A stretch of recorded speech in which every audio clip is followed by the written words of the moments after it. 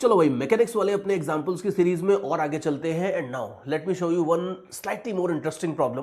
देखो, इसमें मैकेनिक्स तो लगेगी, काफी सारी मैकेनिक्स लगेगी, लेकिन मैकेनिक्स के साथ साथ अब इसमें कुछ थोड़ा सा यंग्स मॉड्यूलस के आइडिया अच्छे तरीके से लगने स्टार्ट हो जाएंगे। Have a look at this fellow. Question बड़ा सीधा सा है कि मेरे पास एक वायर है, वायर का खुद का मास m है, लेंथ l है, cross sectional area, Young's modulus सब अपने को गिवन है। और अब की बार मैं इस वायर के अंदर कोई बॉडी या कोई मास नहीं लटकाने वाला हूं, मैंने खाली इसी वायर को लटका दिया है। और क्वेश्चन ये है कि इसका अपने वेट की वजह से खुद का एक्सटेंशन कितना होगा, ये क्वेश्चन है। और बहुत लंबे टाइम तक अगर आप देखो, घर में जो पर्दे होते हैं, अगर घर में पर्दे काफी टाइम तक लटके रहे तो थोड़ा थोड़ा लंबे हो जाते हैं, हैवी पर्दे करो तो। That is one thing.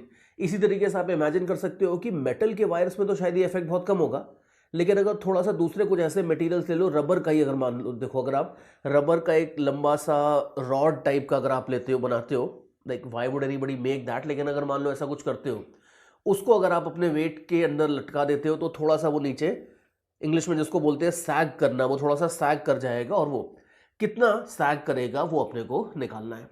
And इसके लिए हम इंटीग्रेशन यूज करने वाले हैं। किस तरीके से करेंगे, क्या करने वाले हैं, देखो सबसे पहले तो थोड़ा सा जितना मैकेनिक्स लगता है वो मैकेनिक्स तो अपन लगा ही देते हैं। मैकेनिक्स का यूज करके let us calculate the tension in the string at a general point. या चलो उसके पहले भी मैं थोड़ा सा लॉजिक समझा देता हूं, like what the hell are we planning to do, और हम इंटीग्रेशन क्यों यूज करने वाले हैं, थोड़ा सा उसको भी देख लेते हैं। देखो, हमने देखा था that Young's modulus was equal to stress upon strain, ठीक है। तो जो डेल्टा एल का फॉर्मूला हो जाता है वो हो जाता है F L by A Y, ये होता है एक्सटेंशन, वेयर एफ का मतलब होता है टेंशन इन द स्ट्रिंग। अब आप यहां पे देखो कि अगर मान लो सपोज ये पूरा का पूरा स्ट्रिंग या रॉड इस तरीके से, हमें मालूम है कि अगर इसका वेट नेग्लेजिबल नहीं है तो इसके अंदर टेंशन इधर अलग होगा, इधर अलग होगा, इधर अलग होगा, हर जगह टेंशन अलग अलग होगा, और थोड़ा बहुत डिफरेंस नहीं होगा, मेजर डिफरेंस होगा। बॉटम पे बिल्कुल जीरो होगा टेंशन, टॉप पे देखो तो बिल्कुल mg होगा, मिड पॉइंट पे देखो तो mg/2 होगा। टेंशन एप्रिशिएबली वेरी करेगा बॉटम से टॉप तक। तो प्रॉब्लम ये है कि इस पूरे के पूरे वायर का लेंथ है l, मानते हैं। इस पूरे वायर का हर जगह क्रॉस सेक्शनल एरिया a है, ये भी मानते हैं। यंग्स मॉड्यूलस y है, ये भी मानते हैं। लेकिन ये फॉर्मूले से अगर आपको डेल्टा एल निकालना है तो L की जगह L रख दोगे, A की जगह A और Y की जगह Y रख दोगे, मान लिया, ठीक है। लेकिन प्रॉब्लम यह है कि F की जगह क्या रखोगे। F की जगह टेंशन रखना होता है। अब F की जगह mg तो नहीं रख सकते, क्यों? क्योंकि mg कहां पे है, mg खाली इस पॉइंट के ऊपर टेंशन लग रहा है। अगर मान लो सपोज आप इस वायर के अंदर यहां पे एक जरा सा सेक्शन लेते हो, इतना सा इस जगह पे, तो इतने जो ग्रीन सेक्शन मैंने बनाया है इसको कौन खींच रहा है, इसको पुल करने वाला खाली उतना वेट है जो इसके नीचे है। तो देयरफॉर इस ग्रीन वाले के लिए टेंशन अलग होगा, पुलिंग फोर्स अलग होगा। इधर एक पीस लेते हो तो उसके लिए पुलिंग फोर्स अलग होगा, एंड सो ऑन। तो दिक्कत ये कि पूरे के पूरे वायर के हर सेक्शन को सेम फोर्स पुल नहीं कर रहा है। तो देयरफॉर अगर आप ये फॉर्मूला पूरे के पूरे वायर के ऊपर, पूरी लेंथ एल के ऊपर अगर इकट्ठे लगा देते हो तो हो जाएगी समस्या, बिकॉज एफ जो है वो हर सेक्शन के लिए अलग अलग होगा, तो बड़ी भारी समस्या हो जाएगी, ये दिक्कत है।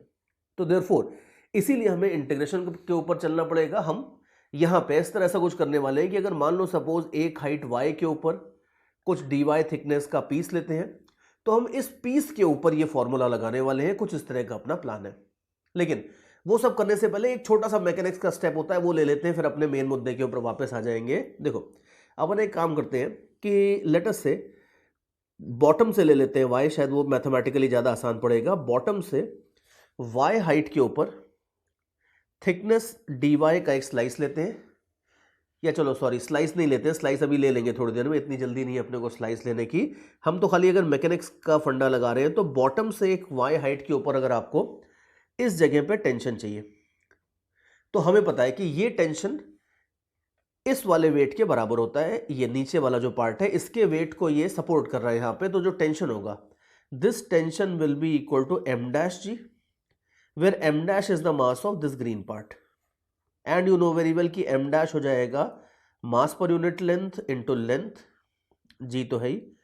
तो एक जनरल पॉइंट के ऊपर अगर आपको टेंशन चाहिए तो ये टेंशन तो इतना हो जाएगा, ठीक है ना।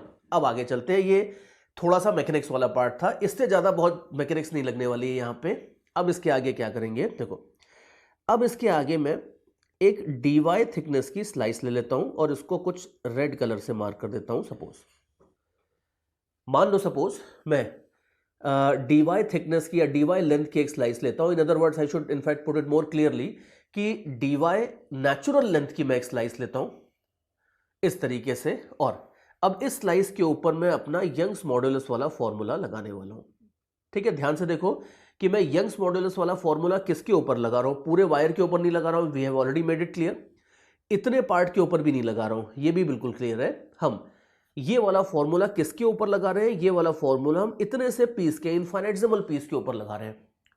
तो अगर मान लो मैं एक इनफाइनाइटेसिमल सा पीस लेता हूं जिसकी नेचुरल लेंथ है dy। अब आप देखो कि अगर आपकी लेंथ मान लो 1 मीटर होती है तो उसमें भी आपको पता है कि 1 मिलीमीटर 1 सेंटीमीटर के ऑर्डर का छोटा सा एक्सटेंशन होता है। तो अगर मान लो सपोज आपकी खुद की नेचुरल लेंथ ही dy है, नेचुरल लेंथ ही अगर मान लो स्मॉल है, तो उसके अंदर जो जरा सा एक्सटेंशन होगा वो तो स्मॉलों का भी स्मॉल होगा, it will be very small. तो जरा मैं इसको थोड़ा अलग से बनाता हूं। जो ये रेड वाला पीस है थोड़ा सा मैग्नीफाई करके मैं इसको अलग से बनाता हूं कि रेड वाला जो पीस है इसको पुल करने वाला जो फोर्स है, जो टेंशन है वो है T, इसकी नेचुरल लेंथ है dy, और let me use a different colour for the extension, और इसके अंदर जो जरा सा एक्सटेंशन हो जाएगा, सी जब dy लेंथ के पीस को भी अगर खींचोगे तो थोड़ा बहुत एक्सटेंशन तो होगा इसके अंदर, इसके अंदर भी जो बहुत जरा सा एक्सटेंशन हो जाएगा, इस एक्सटेंशन को मैं बोल देता हूं dl। So understand that dl will be kind of very small, dy is already infinitesimal, but ये नहीं बोल रहा हूं कि वो सेकंड ऑर्डर ऑफ इनफाइनाइटेसिमल हो जाएगा, ऐसा कुछ नहीं है, बट फिर भी dy से शायद हजारों गुना ज्यादा छोटा होगा dl। और हमारा प्लान ये है कि ये पीस के अंदर जो एक्सटेंशन हुआ उसको dl बोल दिया, इसी तरीके से अगला एक पीस लेंगे, इसके अंदर जो एक्सटेंशन होगा उसको dl डैश बोल देंगे। ऐसे ऐसे पीसेस ले लो और dy थिकनेस के आप इनफाइनाइट छोटे छोटे पीसेस ले लो जो नेचुरल लेंथ जिनकी dy है, और हर dy के अंदर जो dl1 dl2 dl3 एक्सटेंशंस होंगे उन सबका अगर आप सम अप कर दोगे तो आपको टोटल एक्सटेंशन मिल जाएगा। And you know very well कि इस समिंग अप करने को ही हम इंटीग्रेट करना बोलते हैं। तो बस यही अपन करने वाले हैं। So let's go ahead and do that. एक की जो लाइन है, जो इंपॉर्टेंट पॉइंट है वो ध्यान रखना, जो बॉटम लाइन है सारे डिस्कशन की वो ये है कि यंग्स मॉडुलस वाला जो फॉर्मूला है स्ट्रेस स्ट्रेन वाला, वो आप किसके ऊपर लगाते हो, वो एक जरा सी थिकनेस dy के सेक्शन के ऊपर लगाते हो। एक ऐसा सेक्शन लेते हो जिसकी नेचुरल लेंथ dy है और उस dy के अंदर जो जरा सा एक्सटेंशन dl होता है वो आप निकालते हो इससे और फिर आगे इंटीग्रेट करते हो। तो अगर मान लो अब मैं ऐसा कर देता हूं तो यू कैन सी कि जो पुलिंग फोर्स था, टेंशन जो था वो हमने ऑलरेडी निकाल रखा है, लैम्डा y इंटू जी। L का मतलब होता है natural length. You know that कि जिस पीस के ऊपर हम ये फॉर्मूला लगा रहे हैं उसकी नेचुरल लेंथ है dy। Cross sectional area Young's modulus तो एज इट इज पुट कर देते हैं, और dl आ जाएगा लेफ्ट हैंड साइड में।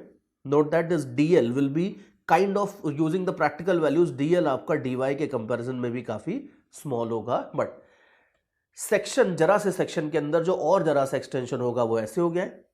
And you know very well कि अब अगर मैं दोनों साइड इंटीग्रेट कर दूंगा तो ये जरा जरा से dls का अगर इंटीग्रल करूंगा तो मुझे पूरा डेल्टा एल मिल जाएगा। ठीक है, पूरा डेल्टा एल का मतलब है कि पूरे के पूरे वायर के अंदर जो टोटल एक्सटेंशन होगा, let me mark it here, पूरे वायर के अंदर जो टोटल एक्सटेंशन होगा डेल्टा एल, वो dl को इंटीग्रेट करके मिल जाएगा। And you know very well कि राइट हैंड साइड में लैम्डा जी अपॉन ए कैपिटल Y तो कांस्टेंट है, ये बाहर आ जाएगा। इंटीग्रल के अंदर बचने वाला है सिर्फ और सिर्फ y dy। तो बस चलो कूद जाते हैं, कर देते हैं इंटीग्रेट और खत्म करते हैं मामला। और लैम्डा जी अपॉन ए वाई को आप ले लो बाहर, y को हम इंटीग्रेट करने वाले हैं। अब आप देख लो कि y का लिमिट्स क्या हो जाएगा, लिमिट्स हो जाएगा 0 से लेके capital L, because remember dy और y ये सब अपनी आपकी नेचुरल लेंथ्स है, तो देयरफॉर जो लिमिट्स होंगी वो 0 से लेके कैपिटल L तक आएंगी। तो इंटीग्रेट करके ये हो जाएगा L स्क्वायर बाय 2, और ये right hand side sorry left hand side हो जाएगा डेल्टा L। ऑलमोस्ट हो चुका है अपना काम। लैम्डा वैम्डा को लास्ट में साफ कर देते हैं थोड़ा बहुत, तो you will get your final result. और अभी देखना फाइनल रिजल्ट बड़ा मजेदार आएगा। हमने तो इंटीग्रेशन से निकाल लिया, लेकिन फाइनल रिजल्ट एक बार आने दो, then you will see something interesting about that result. See हमें पता है कि एक लैम्डा इंटू एल को आप एम रख सकते हो, तो लैम्डा इंटू एल को अगर आप एम रख दोगे तो ये हो जाएगा M G L by 2ay। ये आपके पास एक्सटेंशन आ जाएगा एक चीज। अब मैंने इसको बॉक्स किया है for a special reason, because ये तो वैसे तो अगर आप देखो तो this is just a solved example, answer जो है वो याद करने की जरूरत नहीं होती, लेकिन इस एग्जांपल को अगर आप थोड़ा ध्यान से देखो, इसको सॉल्व करने का जो प्रॉपर लॉजिकल तरीका है वो सिर्फ और सिर्फ यही है जो मैंने अभी आपको बताया है। लेकिन अगर आप इस रिजल्ट को ध्यान से देखो बिल्कुल, see good students are often very good at finding shortcuts, कि सर ये आंसर तो है, आपने तो अच्छे तरीके से निकाला इंटीग्रेशन से, लेकिन वो सब मुंह माया तो ठीक है अपनी जगह, लेकिन अगर एग्जाम में आता है तो now we have a shortcut जिससे हम फटाफट निकाल सकते हैं। अब शॉर्टकट आप देखो, शॉर्टकट आप इसमें ऑब्जर्व कर सकते हो, इसको मैं थोड़ा सा और लिख के दिखाता हूं आपको। इसको ऐसे देखो कि M G into L by 2 upon A Y, इसको ऐसे लिख लो, then perhaps it might be a little bit easier for you to observe the shortcut. अब ध्यान से देखो, इसमें शॉर्टकट आपको एक दिखेगा, चाहे तो वीडियो पॉज कर दो, थोड़ा सा सोच लो कि मैं कौन से शॉर्टकट की बात कर रहा हूं। शॉर्टकट कोई बहुत महान शॉर्टकट नहीं है, लेकिन फिर भी बहुत सारी ऐसी प्रॉब्लम्स होती हैं छोटी मोटी जिनमें अगर आप वो शॉर्टकट यूज कर लो तो आपका काम थोड़ा सा आसान हो जाता है। और शॉर्टकट क्या है, अब देखो शॉर्टकट ये है कि इंटीग्रेशन उठा के आप रूम के बाहर रख दो, कॉमन सेंस वगैरह लॉजिक सब उठा के आप बाहर रख दो, और एक छोटा सा आइडिया लगाओ इसमें कि आप ये सारा का सारा जो वेट होता है इसका mg, वो रॉड के सेंटर से लगा दो। ठीक है, I know that you are trying to say कि सर ये क्या हो रहा है, ये तो बिल्कुल गलत तरीका है, 100% गलत तरीका है, लेकिन अभी आप देखना कि इससे आंसर आ जाएगा। तो छोटे छोटे क्वेश्चंस में ये चीज चल जाती है और बहुत इलॉजिकल भी नहीं है। अभी लास्ट में देखना, मान लो हम ये फैक्ट नेग्लेक्ट कर देते हैं कि असली में ग्रेविटी तो हर जरा जरा से सेक्शन के ऊपर अलग अलग लग रही है, और ऐसा नहीं कर सकते कि हम किसी भी प्रॉब्लम में उठा के सारा का सारा वेट सेंटर ऑफ मास से लगा देंगे, ये नहीं चलता है। लेकिन मान लो यहां कर देते हैं, सारा का सारा जो वेट है वो आप लगा दो सेंटर ऑफ मास से, गलती से मान लो, तो यू विल सी कि अगर आप ये गलती कर देते हो तो सारा का सारा वेट अगर mg यहां से लगाते हो तो यू विल सी कि सिर्फ ऊपर वाले पार्ट को आप खींच रहे हो, नीचे वाला पार्ट तो फ्री है, उसको तो कोई खींच नहीं रहा। ठीक है, अब अगर खाली आप ऊपर वाले पार्ट को खींच रहे हो तो ऊपर वाले पार्ट का एक्सटेंशन होगा, ऊपर वाले पार्ट की नेचुरल लेंथ है l/2। तो जो हमारा ओरिजिनल फॉर्मूला होता था delta L equal to F L upon A Y, ये यंग्स मॉडुलस वाला फॉर्मूला था। ओरिजिनल फॉर्मूले में को अगर आप खाली ऊपर वाले हाफ के लिए लगाते हो तो आप देखोगे कि ऊपर वाले हाफ को पुल करने वाला पूरा का पूरा फोर्स mg है, ऊपर वाले पार्ट की जो नेचुरल लेंथ है वो l/2 है, cross section area Young's modulus तो बेचारे सीधे सीधे लोग हैं तो जस्ट कॉपी देम अराउंड। तो यू विल सी कि अगर ये अजीब से तरीके से, मतलब गलत ही बोलूंगा, इस गलत तरीके से अगर आप प्रॉब्लम को सॉल्व करते हो तो सरप्राइजिंगली वही आंसर आ जाता है जो आपने सही तरीके से इंटीग्रेशन से निकाला था। तो ये ध्यान रखना बिल्कुल क्लियरली कि integration is the only logical method for solving this, और आगे चल के हजारों ऐसी प्रॉब्लम्स बन सकती हैं जिसमें इस तरह के चीप शॉर्टकट्स फेल हो जाते हैं, और इंटीग्रेशन फेल नहीं होता, इंटीग्रेशन हमेशा चलेगा आपका। बट फिर भी मेंस हो गया, बिटसैट हो गया, कभी कभी छोटा मोटा एडवांस का भी अगर कोई क्वेश्चन आ गया तो उसके लिए अगर स्पीड बढ़ानी है तो स्पीड बढ़ाने के लिए एक आध ऐसे शॉर्टकट्स पता होंगे तो कोई बुराई नहीं है। और शॉर्टकट बड़ा सिंपल सा बनता है कि अगर आपको मान लो सपोज ऐसी सिचुएशन है कि एक रॉड है और वो रॉड अपने अंडर इट्स ओन वेट अगर सस्पेंडेड है, तो आप ये कर सकते हो कि उसका एक्सटेंशन निकालने के लिए, उसका टोटल एक्सटेंशन निकालने के लिए सारे के सारे वेट को उसके सेंटर ऑफ मास से लगता हुआ मान लो, और अगर आप ये चीज मान लोगे तो सारा का सारा वेट अगर इधर से लगता हुआ मान लोगे सेंटर ऑफ मास से, तो नीचे वाला पार्ट अनएक्सटेंडेड रह जाएगा, लेकिन ऊपर वाले पार्ट का जो एक्सटेंशन निकालोगे वही आपके सही आंसर के एग्जैक्टली बराबर हो जाता है। तो you can maybe treat it as a method of remembering the answer. और आगे चल के भी मैं आपको दिखाऊंगा कि ऐसा नहीं कि ये खाली एक ही प्रॉब्लम में लगेगा, ऐसा कोई शॉर्टकट है, आप इस तरह की 2 4 10 प्रॉब्लम बना सकते हो जिसमें ये ट्रिक थोड़ी सी चल जाती है। और ट्रिक चलने का एक रीजन भी है, रीजन ये है कि mg का फोर्स अगर आप देखो तो mg का फोर्स एक तरह का यूनिफॉर्म लोडिंग टाइप का फोर्स बन रहा है यहाँ पे। mg अगर आप देखो तो इक्वल सेक्शन में अगर आप इसको डिवाइड करते हो रॉड को, तो हर इक्वल सेक्शन के ऊपर mg का इक्वल फोर्स लग रहा है। मान लो अगर ऐसा होता सपोज कि ये जो रॉड है इसकी लैम्डा y के साथ साथ वेरी हो रही होती तो सिर्फ इंटीग्रेशन लगता, कोई और शॉर्टकट नहीं लगता, ये शॉर्टकट बिल्कुल फेल हो जाएगा। या अगर मान लो इसका यंग्स मॉडुलस, मान लो सपोज यंग्स मॉडुलस, मान लो सपोज y के साथ साथ वेरी हो रहा है, या अगर जो मान लो सपोज रॉड है वो रॉड नहीं है, वो हल्का सा टेपर हो रही है, मान लो सपोज उसका क्रॉस सेक्शनल एरिया अगर नीचे जाने से चेंज होता जा रहा है, इस तरह का अगर कुछ भी खिचड़ी बनाई तो फिर सिर्फ इंटीग्रेशन लगेगा और कोई मेथड नहीं लगेगा, ये शॉर्टकट बिल्कुल फेल हो जाएगा। लेकिन फिर भी जब तक यूनिफॉर्म सारी की सारी चीजें हैं, उस तरह के केस में, सिंपल केसेस में ये शॉर्टकट आपका डेफिनेटली वर्क कर सकता है, ये बात है। तो शॉर्टकट भी पता होना चाहिए, लेकिन शॉर्टकट बताने के पहले मैंने बेसिक मेथड इसीलिए अच्छे से डिस्क्राइब किया था ताकि शॉर्टकट को हद से ज्यादा वेटेज आपको नहीं देना है। Mainly you need to rely on that basic method, that is it. चलो, based on the similar concept एक एग्जांपल मैं आपको और दिखाता हूं, जस्ट टू शो यू कि जो हमने छोटी सी ट्रिक देखी है वो ऐसा नहीं खाली एक ही प्रॉब्लम में चलती है। You can make this trick work in a certain variety of problem. जैसे आप ये देखो, अगली सिचुएशन अपनी ये है कि मेरे पास एक रॉड है, मान लो सपोज एक वायर वगैरह रॉड कुछ भी मान लो, और इसका mass, length, cross sectional area, Young's modulus सब तो दिया हुआ है आपको। अब की बार मैंने इसे वर्टिकली हैंग नहीं किया है, इसकी बजाय मैं इसे एक हॉरिजॉन्टल फ्रिक्शनलेस फ्लोर पे रखता हूं और एक साइड से एक फोर्स F लगा के इसको यहां से पुल करना स्टार्ट करता हूं। ना यू कैन इजीली इमेजिन कि अगर रबर का एक रोप है लंबा सा, उसको अगर आप ऐसे खींचोगे तो कुछ ना कुछ एक्सटेंशन तो उसके अंदर आ जाएगा। और क्वेश्चन वही है कि हमें यह निकालना है दैट इन स्टेडी स्टेट इस वायर के अंदर कितना एक्सटेंशन आ जाएगा, ये अपने को निकालना है कि इसका टोटल एक्सटेंशन कितना होगा। एंड हम कुछ कुछ सिमिलर आइडियाज ही लगाने वाले हैं जो हमने अभी पिछले प्रॉब्लम में लगाए थे। अब देखो, फंडामेंटल मेथड तो यही है कि आप एक जनरल पॉइंट पे टेंशन निकालो, फिर फॉर्मूला लगाओ, इंटीग्रेट करो, विच इज वेरी नाइस, वो आपको आना चाहिए।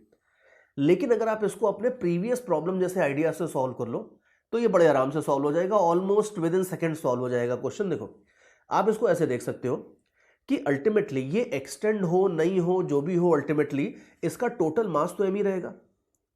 तो आप ये बोल सकते हो कि इस पूरे के पूरे वायर का जो फॉरवर्ड एक्सेलरेशन है ये हो जाएगा total force divided by total mass, there is no friction mind you. तो इस एक्सेलरेशन से ये आगे जा रहा होगा।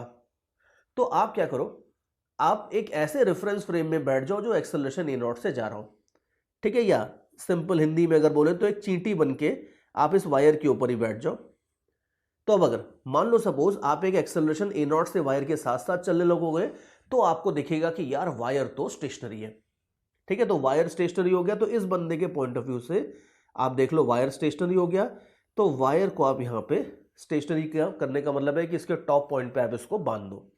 बट यू नीड टू पे a price for this. The price is this कि वायर के हर जरा जरा से सेक्शन के ऊपर अगर आप देखो, एक जरा सा सेक्शन अगर आप डीएम मास का ले लेते हो तो इसके ऊपर एक सूडो फोर्स लगेगा डीएम इंटू ए नॉट, और इस तरह के सारे सेक्शंस के ऊपर डीएम ए नॉट करके सूडो फोर्स लगेगा पीछे के डायरेक्शन में।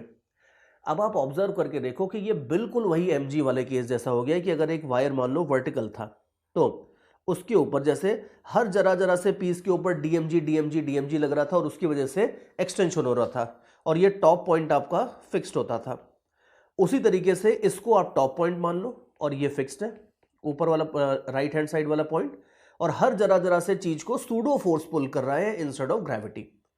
तो जो काम वहां पे डीएम इंटू जी करता था वो काम यहां पे डीएम इंटू ए नॉट कर रहा है। इसका मतलब है कि जी की इफेक्टिव वैल्यू एक तरीके से हो जाएगी ए नॉट।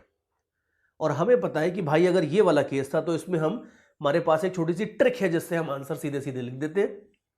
तो अब अगर दोनों केसेस 100% सेम लिख रहे हैं तो दोनों के अंदर वो ट्रिक भी 100% सेम लगेगी। तो अब मैं जरा नीचे का रफ वर्क हटा देता हूं और बस इतना ध्यान रखना कि जी की जगह आपको ए नॉट रखना होगा। तो बस अब इतना काम करो कि इस वायर के या रॉड के सेंटर से सारा का सारा सूडो फोर्स लगा दो या सो कॉल्ड ग्रेविटेशनल फोर्स लगा दो। ग्रेविटेशनल फोर्स होता है mg, यहां पे हो जाएगा ma नॉट, और उसके बाद फिर आप ये कह सकते हो कि अब खाली जो ये वाला पार्ट है, राइट साइड वाला हाफ है, ये एक्सटेंड होगा। तो हम एक्सटेंशन इक्वल टू FL अपॉन AY, ये अपना यंग्स मॉडुलस वाला फॉर्मूला होता है, ये लगाने वाले हैं। अब F की जगह आप रख दो ma नॉट, L की जगह आप रख दोगे आधा लेंथ बोले तो L/2, cross sectional area Young's modulus तो एज इट इज आ जाएंगे। तो आप 100% देख सकते हो कि जो क्वांटिटीज गिवन थी, ध्यान से देखो, ये क्वांटिटीज आपको गिवन थी और ए नॉट आपने निकाल ही लिया था। 100% इन क्वांटिटीज के टर्म्स में आपको टोटल वायर का एक्सटेंशन आ गया है। लेकिन फिर भी ये ध्यान रखना कि ये खाली ट्रिक है जिससे आप आंसर याद रखते हो, और ऐसा मत सोचना कि हाँ चलो असली में खाली ये वाला पार्ट एक्सटेंड होता है और ये वाला पार्ट एक्सटेंड नहीं होता है। असली में दोनों एक्सटेंड होते हैं, लेकिन फिर भी टोटल एक्सटेंशन निकालने का जो आंसर आता है उसको याद रखने की हमारी ये छोटी सी ट्रिक है which can be used in certain problems. चलो भाई, एक और छोटा सा एग्जांपल देखते हैं इंटीग्रेशन का। लेकिन अब की बार मैंने कुछ ऐसा एग्जांपल बनाया जिसमें वो जो हमारी ट्रिक थी कि सारा फोर्स हम सेंटर से लगा देंगे एटसेट्रा एटसेट्रा, वो ट्रिक यहां पे फेल हो जाएगी। तो बेसिक्स के ऊपर वापस आएंगे और इंटीग्रेशन से प्रॉब्लम को सॉल्व करेंगे। But first of all let me explain you कि भाई प्रॉब्लम क्या है वो तो देख लेते हैं। देखो, अब की बार मान लो सपोज हम फिर से एस्ट्रोनॉट बन गए हैं, आउटर स्पेस में चले गए हैं, ग्रेविटी है नहीं वहां पे, या मान लो सपोज हमने भगवान जी से दोस्ती करके ग्रेविटी ऑफ करवा ली है अपने फिजिक्स के एक्सपेरिमेंट में। तो सिचुएशन ये है कि there is a space, there is a place where there is no gravity. वहां पे हमने एक इलास्टिक रॉड ली है और इलास्टिक रॉड को एक इस तरह की वर्टिकल टाइप की एक्सेस के अबाउट मैं एक कांस्टेंट एंगुलर स्पीड दे देता हूं ओमेगा। तो ये जो इलास्टिक रॉड है ये स्ट्रेट है और ये कांस्टेंट एंगुलर स्पीड ओमेगा से रोटेट कर रही है लाइक दिस। और अब क्वेश्चन ये है कि इसका एक्सटेंशन कितना होगा because of its own inertia, wait, centrifugal force, जो भी आप कहना चाहो। इस बेसिकली इस रॉड का एक्सटेंशन कितना होगा ये आपको निकालना है। यू कैन इजीली सी कि कुछ एक्सटेंशन तो होगा बिकॉज इसके हर जरा जरा से पीस के ऊपर वो सेंट्रीफ्यूगल फोर्स लगेगा। सेंट्रीफ्यूगल फोर्स इसको बाहर पुश करने की कोशिश करेगा, और अगर मान लो सपोज ये कुछ रबर टाइप के मटेरियल से बनी है तो कुछ तो ये बाहर जाएगी, कुछ थोड़ा बहुत एक्सटेंशन तो होगा। And we are very keenly interested in finding out कि भाई इसका कितना एक्सटेंशन होगा। तो अपने बेसिक मेथड से ही निकालेंगे। मैं तो आपको बेसिक मेथड से निकाल के सही आंसर निकाल के आपको पहले देता हूं, उसके बाद ये मैं आपके लिए छोड़ दूंगा कि आप चेक करके देख लेना कि वो सेंटर के ऊपर सारा फोर्स कॉन्सेंट्रेट करने वाली ट्रिक से आंसर आता है या नहीं आता है, वो आप चेक करके देख लेना। नहीं आएगा but still it is always better कि आप एक बार चेक करके देख लो। तो देखो क्या करेंगे, देखते हैं। सिंपल सी बात है, हम तो सबसे पहले तो क्या करते थे कि मान लो सेंटर से एक डिस्टेंस आर के ऊपर dr थिकनेस की एक स्लाइस ले लेते हैं, और हमें पता है कि जो हमारा यंग्स मॉडुलस वाला फॉर्मूला होता था, पहले मैं फॉर्मूला लिख लेता हूं। फॉर्मूला होता था delta L is equal to F L upon A Y. ये बार बार मैं डायरेक्टली फॉर्मूला लिख लेता हूं because I have just memorised it like this. बाकी अगर आप चाहो तो y equal to stress upon strain लिख के उसको रीअरेंज करके भी you can just get this little formula. तो हमें पता है कि यहां पे भी अगर आप देखो तो इस रॉड के अंदर अलग अलग जगहों पे टेंशन अलग अलग होगा। दैट मीन्स कि अलग अलग पीसेस को, इस तरह के जो अलग अलग पीसेस हैं, इन सबको अलग अलग पुलिंग फोर्स खींच रहा होगा। तो ये पुलिंग फोर्स अगर हर जरा जरा से पीस के लिए अलग है तो हम ये फॉर्मूला इस जनरल पीस के ऊपर लगाने वाले हैं। ये जो dr है, dr क्या है?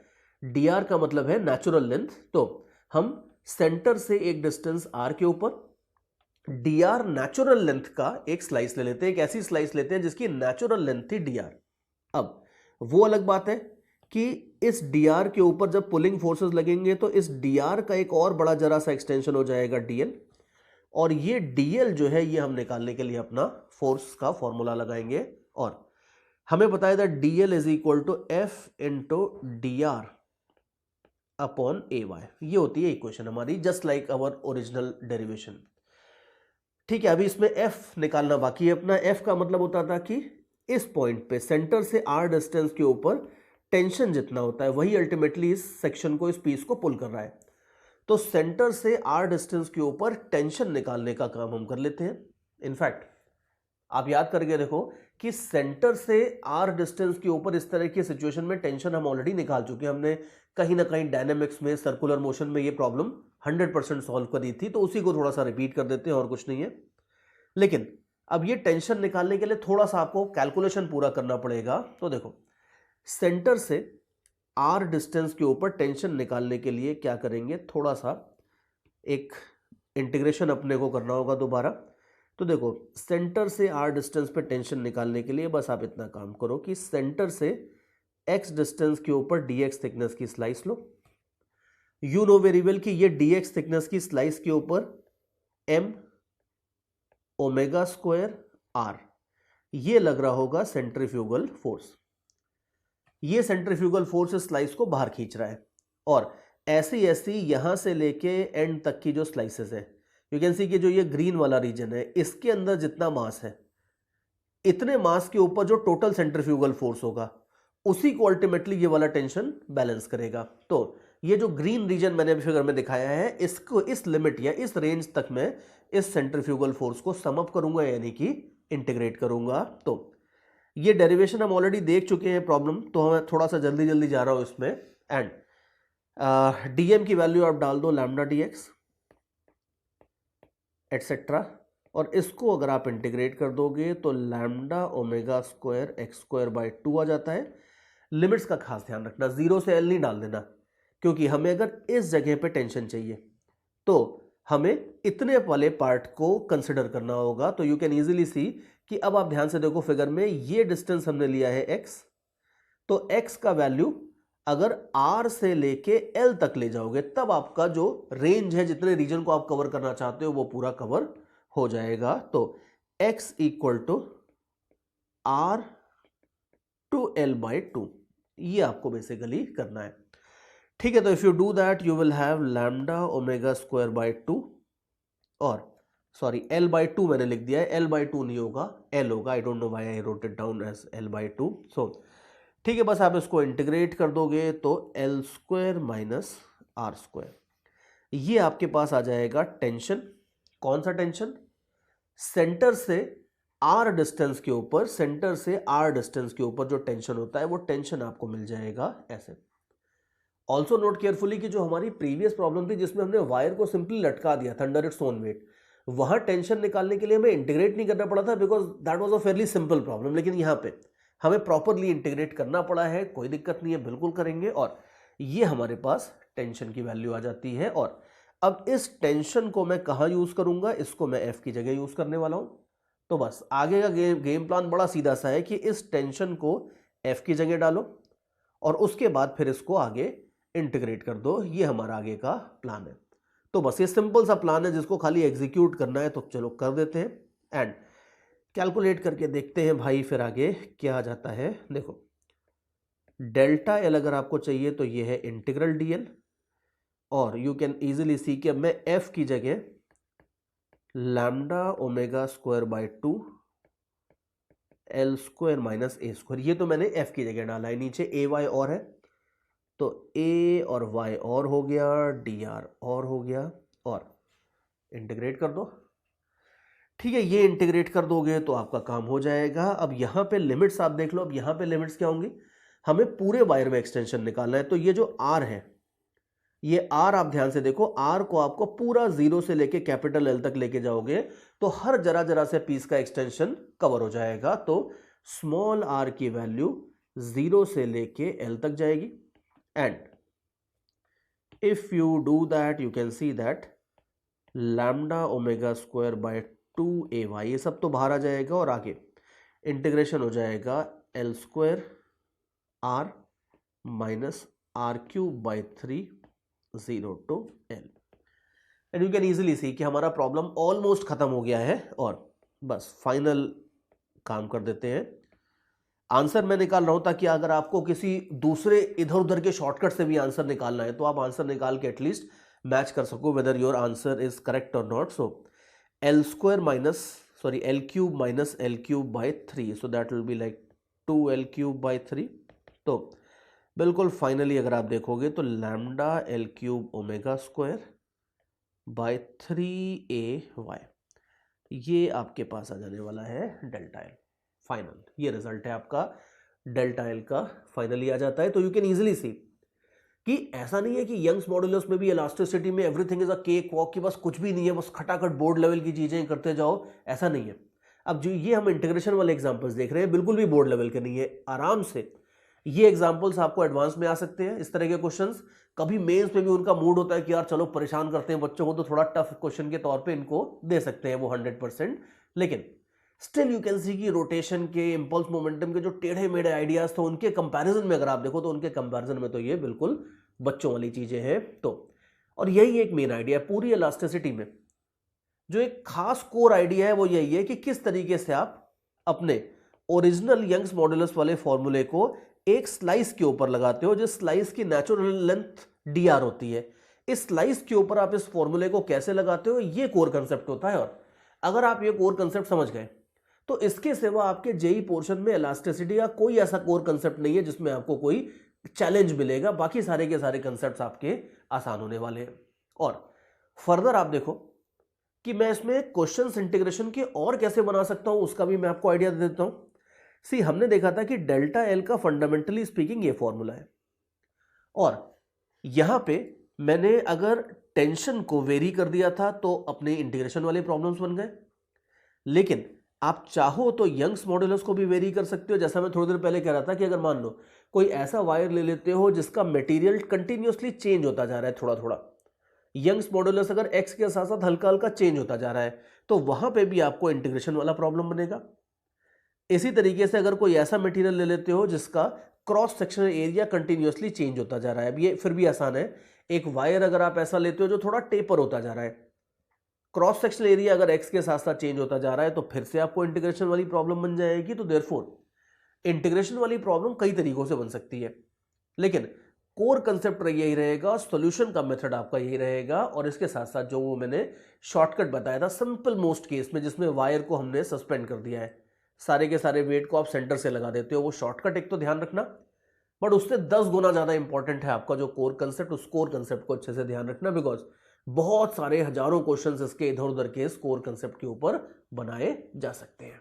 चलो भाई, इंटीग्रेशन की सीरीज में एक लास्ट प्रॉब्लम मैं और लेता हूं, और अब इसमें देखते हैं इंटीग्रेशन शायद लगेगा या शायद नहीं लगेगा, लेकिन एलिमेंट डी थीटा वगैरह का लेना पड़ता है, तो इसको हम इंटीग्रेशन वाले सेक्शन में देख लेते हैं। और ये भी हमारे पुराने मैकेनिक्स के प्रॉब्लम से रिलेटेड है।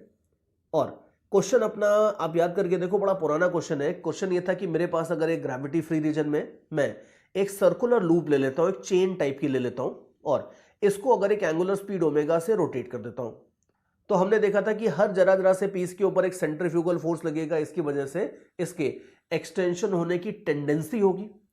अब जब तक हम न्यूटन्स लॉ या सर्कुलर मोशन पे थे तब तक हमने इलास्टिसिटी तो देखी नहीं थी, तो मैं वहां पे तो आपको बोल देता था कि ये बिल्कुल इनइलास्टिक है और इसकी टेंडेंसी जरूर एक्सपैंड करने की होगी, लेकिन ये एक्सपैंड बिल्कुल नहीं करेगा, बस इसके अंदर कुछ टेंशन आके रह जाएगा। अब मैं इस क्वेश्चन को एक स्टेप और आगे लेके चलता हूं। टेंशन निकालने तक का काम तो हमने देख लिया था, अब मैं आपसे ये बोल रहा हूं कि अभी नेक्स्ट स्टेप अपना ये है कि आपको इस टेंशन की वजह से इस वायर का एक्सटेंशन निकालना। यू कैन इजीली सी कि अगर मान लो सपोज ये एक रबर का रिंग है, बहुत हल्का फुल्का रबर है, सॉफ्ट सा रबर है, अगर मान लो, और इसके रिंग को अगर आप तेजी से रोटेट करोगे तो ये डेफिनेटली थोड़ा सा तो एक्सपैंड कर जाएगा। तो assuming that the expansion is small, we will try to find out कि इसके रेडियस में चेंज कितना आएगा, what is the change in radius due to circular motion, assuming that the change is small. और क्या करेंगे, किस तरीके से प्रोसीड करेंगे, देखते हैं। और इसमें भी सबसे पहले तो पुराना मैकेनिक्स का काम तो है ही अपने पास कि सबसे पहले तो इलास्टिसिटी वगैरह जाने दो, हम सबसे पहले तो इसमें ये निकाल के देख लेते हैं कि इस वायर के अंदर टेंशन कितना आता था, सबसे पहले तो वो निकाल लेते हैं।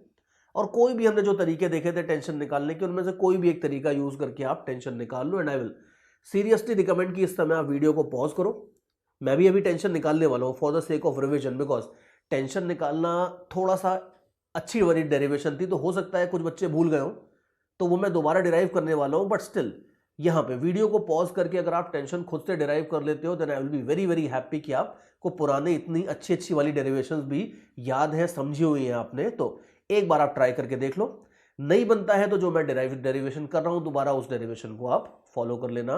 तो देखो हमारी डेरिवेशन क्या थी, हमारी डेरिवेशन वैसे तो देखो एक सिंपल सी डेरिवेशन तो ये थी कि आप यहां पे एक जरा सा सेक्शन ले लो। डेरिवेशन में थोड़ा शॉर्ट में ही वापस बताने वाला हूं, बिकॉज डिटेल में तो हम इसको ऑलरेडी देख चुके हैं एक बार। एक जरा सा पीस ले लो एंगल डी थीटा थिकनेस का, इसके अंदर जो जरा सा पीस फंस जाएगा इसको मैं शेड कर देता हूं, ये जो जरा सा पीस फंस जाएगा इसके मास को आप बोल दो डीएम, और इसका फ्री बॉडी डायग्राम बना लो। यू विल सी कि इस डीएम के ऊपर जो सेंट्रीफ्यूगल फोर्स लगेगा वो होगा DM into omega square R, ठीक है, कैपिटल आर बोल रहे हैं रेडियस। और दूसरा हमें पता है कि इसके ऊपर यहां से एक टेंशन का फोर्स लगेगा और यहां से भी एक टेंशन का फोर्स लगेगा you. And I again remind you कि इसकी डिटेल डेरिवेशन आराम से हमने सर्कुलर मोशन वगैरह में देखी थी, तो वो चाहो तो आप रेफर कर सकते हो। अगर मान लो उस सेक्शन को आपने अगर मान लो सपोज नहीं स्टडी किया है या उसको छोड़ दिया था अगर उस टाइम पे, तो उसको आप डिटेल में वहां पे देख सकते हो। बट फिर भी शॉर्ट में मैं आपको यहाँ पे रिपीट करके बता रहा हूं। तो यू विल सी कि ये एफबीडी बनेगा इसका, जिसमें ये 3 फोर्सेस होंगे। कौन से? टेंशन, टेंशन और centrifugal force. And you know very well कि टेंशन के जो ये वाले कंपोनेंट हैं ये सेंट्रीफ्यूगल को बैलेंस करेंगे, टेंशन के जो ये वाले कंपोनेंट हैं वो आपस में कैंसिल हो जाएंगे। तो हमें फर्दर पता है कि अगर यहां पे आप एक ऐसे लाइन बना देते हो तो ये हाफ एंगल हो जाता है डी थीटा बाई 2। तो टेंशन का कॉस डी थीटा बाई 2 वाला कंपोनेंट दोनों कैंसिल हो जाएगा, और जो साइन डी थीटा बाई 2 वाले कंपोनेंट्स है दोनों, ये दोनों मिलके कैंसिल करेंगे सेंट्रीफ्यूगल फोर्स को। तो therefore T sine D theta by 2 के 2 कंपोनेंट्स कैंसिल करेंगे डीएम ओमेगा स्क्वायर आर को। तो अब आप देख लो कि further sine D theta by 2 can be written as simple D theta by 2 may be approximately, although approximation sine हम यहां लगाते नहीं थे बिकॉज साइन के अंदर अगर एंगल इनफाइनाइटजिमल है तो अप्रोक्सीमेशन करने से एरर भी इनफाइनाइटजिमल ही आएगा, which means it's going to be accurate only. तो विद फुल कॉन्फिडेंस हम यहां पे इक्वल टू साइन ही रखेंगे। डीएम की जगह हम लैम्डा डीएल डाल देते हैं, और आगे राइट हैंड साइड में डीएल की जगह आर डी थीटा डाल दो। और यू कैन इजीली सी, जो मैं शुरू में कह रहा था कि इंटीग्रेशन करना नहीं पड़ेगा, डी थीटा जरूर आता है लेकिन वो डी थीटा भाई अपने जो है वो दोनों साइड कैंसिल होकर निकल जाते हैं। तो therefore tension equal to lambda omega square r आ जाएगा आपके पास, r square, sorry lambda omega square are square. In fact पता नहीं क्यों मैंने देखा है कि बहुत सारे बच्चों को रिजल्ट याद ही हो जाता है, मुझे भी याद हो गया। क्या अच्छी बात है, क्या सिंपल है इस रिजल्ट में मुझे नहीं पता, बट टेंशन का जो रिजल्ट आता है lambda omega square are square, बहुत सारे लोगों को बिना याद किए अपने आप ही याद हो जाता है। तो अगर आपको याद था, किसी भी क्वेश्चन में एग्जाम में क्वेश्चन आता है उसमें अगर आपको याद है तो इस रिजल्ट को ऑब्वियसली आप डायरेक्टली यूज कर लो, but still you should know how to derive this thing. Further हमने देखा था कि सेम रिजल्ट को आप इस तरीके से डिराइव करने की बजाय सेंटर ऑफ मास वाले तरीके से भी और ज्यादा शॉर्ट में डिराइव कर सकते हो, उसमें डी थीटा वगैरह लगाने की जरूरत नहीं पड़ती है। लेकिन again since this is an elasticity class, अब हम इसकी डेरिवेशन में बहुत ज्यादा नहीं जाएंगे। ये रिजल्ट हमारे पास आ गया है और अब इसको हम यूज करने वाले हैं। ये रिजल्ट आपको क्लियरली बताता है कि अगर इस रिंग के किसी भी जरा से पीस को लिया जाएगा, हर जरा से पीस को खींचा जा रहा है दोनों साइड से, हर जरा से पीस को अगर आप देखोगे तो दोनों साइड से खींचा जा रहा है।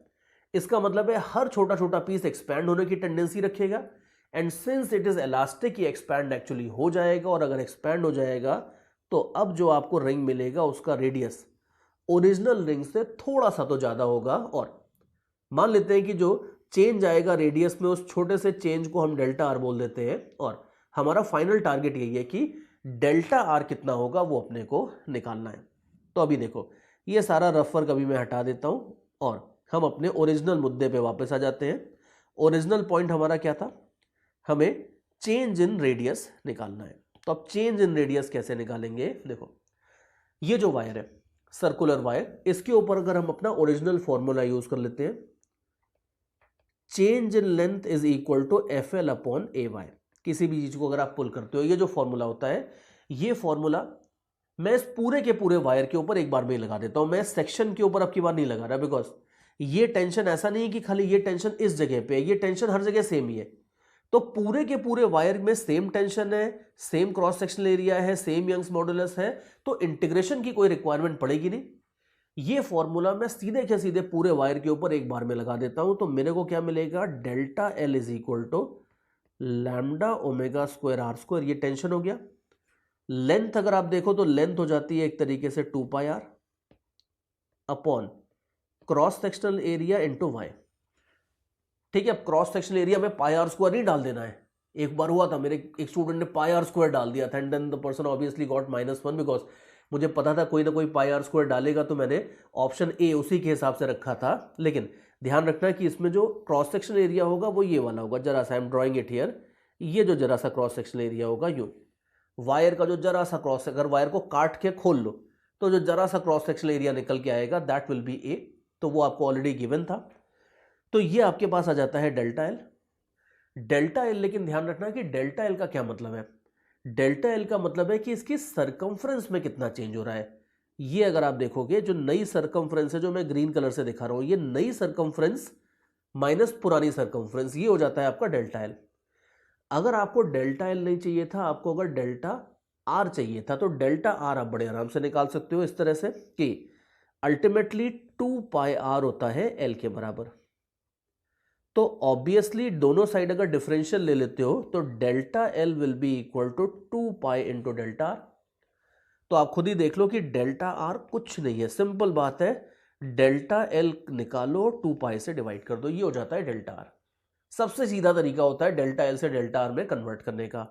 तो बस आप देख लो, डेल्टा एल अपॉन 2 पाई करोगे तो ये हो जाएगा delta R, and you can see कि बस इस एक्सप्रेशन को आप 2 पाई से डिवाइड कर दो, तो ये चीज आपकी कैंसिल हो जाएगी, and you will have your absolutely final answer. तो lambda omega square r cube upon ए वाई, ये जो रिजल्ट है, let me highlight it a little bit, ये जो रिजल्ट आ गया है, ये रिजल्ट आपके पास फाइनली आ जाएगा, change in radius of the circular wire due to circular motion. ये बात है।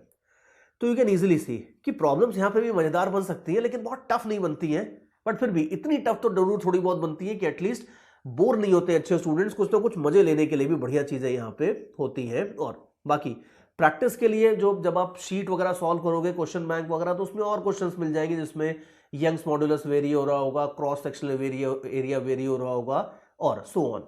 तो इस तरह के बहुत सारे और प्रॉब्लम्स आपको क्वेश्चन बैंक में मिल जाएंगे जिनको आप आराम से प्रैक्टिस कर सकते हो। But you can easily see कि यंग्स मॉड्यूलस से रिलेटेड जो इंटीग्रेशन वाली टाइप की जो प्रॉब्लम्स होती हैं, कुछ इस तरह के आइडियाज लगा के आराम से आप उनको हैंडल कर सकते हो।